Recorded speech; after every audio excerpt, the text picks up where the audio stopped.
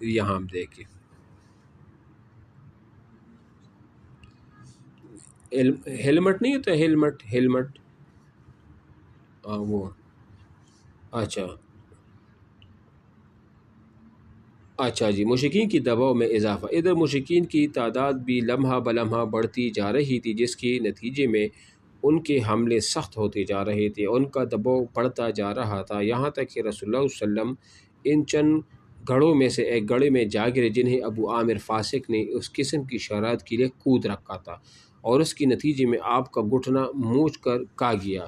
چنانچہ حضرت علی نے آپ کا ہاتھ تھاما اور طلحہ بن عبید اللہ نے جو خود بھی زخم سے چور تھی آپ کو آغوش میں لیا، تب آپ برابر کڑی وہ ہو سکی۔ یہ ابو عامر فاسق تھا نا، یہ وہ تھا نا، وہ حنظلہ رضی اللہ تعالیٰ عنہ کے والد بھی تھے۔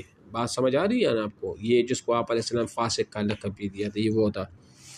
نافع بن جبیر کہتے ہیں کہ میں نے ایک مہاجر صحابی کو سنا فرما رہے تھے، میں جنگ احد میں حاضر تھا، میں نے دیکھا کہ ہر جانب سے رسول اللہ صلی اللہ علیہ وسلم پر تیر برس رہے ہیں اور آپ تیروں کی بیچ میں ہیں، لیکن ساری تیر آپ سے پھیر دی جاتے تھے، یعنی آگے گیرا ڈالے ہوئے صحابہ انہیں روک لیتے تھے، اور میں نے دیکھا کہ عبداللہ بن شہاب زہری کہہ رہا تھا مجھے بتاؤ محمد کہاں ہے، اب یا تو میں رہوں گا یا وہ رہے گا، حالانکہ اس کی وہ رسول اللہ علیہ وسلم کے قریب تھی، آپ کے ساتھ کوئی بھی نہ تھا، پھر وہ آپ سے آگے نکل گیا۔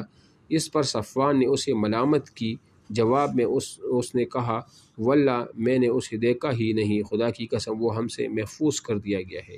اس کے بعد ہم 4 آدمی یہ عہد و پیمان کر کے نکلے کہ انہیں قتل کر دیں گے، لیکن وہ ان تک نہ پہنچ سکے۔ نادر روزگار جانبازی۔ بہرحال اس موقع پر مسلمانوں نے ایسی بھی مثال جانبازی اور تابناک قربانیوں کا مظاہرہ کیا جس کی نظیر تاریخ میں نہیں ملتی۔ چنانچہ ابو طلحہ رضی اللہ تعالیٰ عنہ نے آپ کو رسول اللہ صلی اللہ علیہ وسلم کے آگے سپر بنا لیا، وہ اپنا سینہ سامنے کر دیا کرتے تھے تاکہ آپ کو دشمن کی تیروں سے محفوظ رکھ سکے۔ حضرت انس رضی اللہ عنہ کا بیان ہے کہ احد کے روز لوگ یعنی عام مسلمان شکست کھا کر رسول اللہ صلی اللہ علیہ وسلم کے پاس آنے کی بجائے ادھر ادھر بھاگ گئی، اور ابو طلحہ آپ کے آگے اپنی ایک ڈال بن کر سپر بن گئی۔ ابو طلحہ کون ہے پتہ ہے آپ کو؟ یہ ابو طلحہ وہ انصاری صحابی ہیں جنہوں نے آپ علیہ السلام کی قبر مبارک بھی کھودی تھی۔ بات سمجھ آ رہی ہے نا؟ ابو طلحہ انصاری یہ وہ ہے، ٹھیک ہے نا؟ وہ ماہر تیر انداز تھے، بہت کھینچ کر تیر چلاتے تھے، چنانچہ اس دن 2 یا 3 کمانیں تھوڑ ڈالی۔ نبی علیہ السلام کے پاس سے کوئی آدمی تیروں کا ترکش لیے گزرتا تو آپ فرماتے کہ انہیں ابو طلحہ کے لیے بکھیر دو۔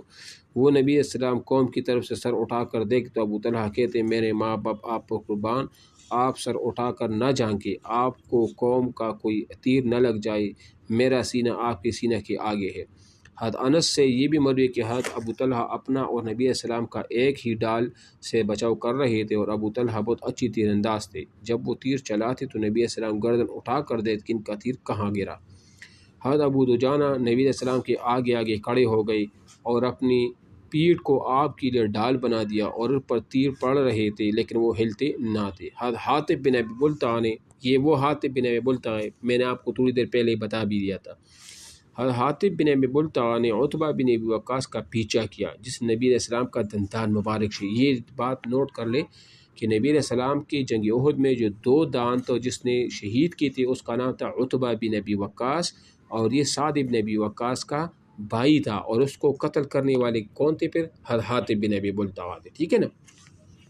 اور اسی سے زور کی تلوار ماری کہ اس کا سر چٹک گیا، پھر اس کے گھوڑے اور تلوار پر قبضہ کر لیا۔ حضرت سعد بن ابی وقاص بہت زیادہ خواہاں تھے کہ اپنے اس بھائی عتبہ کو قتل کریں گے، مگر وہ کامیاب نہ ہو سکے، بلکہ یہ سعادت حضرت حاطب کی قسمت میں تھی۔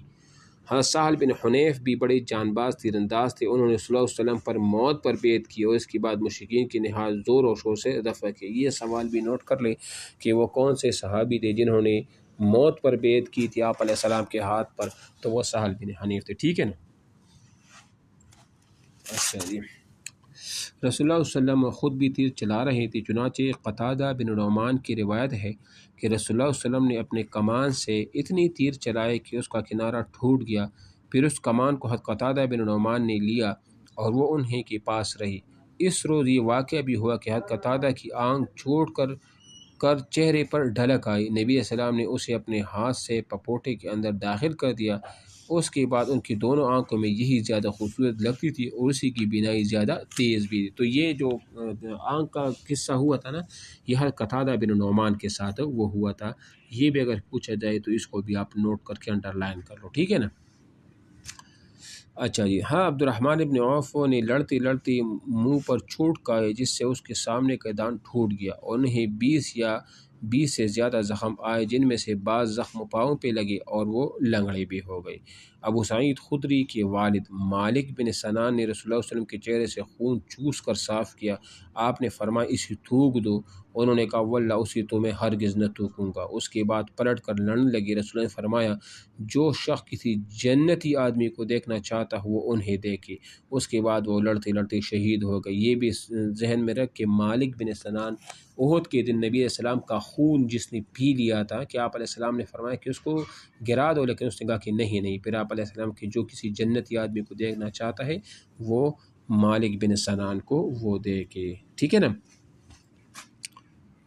اچھا، ایک نادر کارنامہ خاتون صحابیات ام عمارہ نصیبہ بنت کعب نے انجام دیا۔ وہ چند مسلمانوں کے درمیان لڑتی ہوئی ابن کمیہ کے سامنے آ گئی۔ ابن کمیہ نے ان کے کندھے پر ایسی تلوار ماری کہ گہرا زخمی ہو گیا۔ یہ وہ ابن کمیہ ہے نا جس نے آپ علیہ السلام پر وار کیا تھا آپ کے کندھے مبارک پر، ٹھیک ہے نا، وہی ہے۔ اور پھر اس کو بعد میں جو ہے نا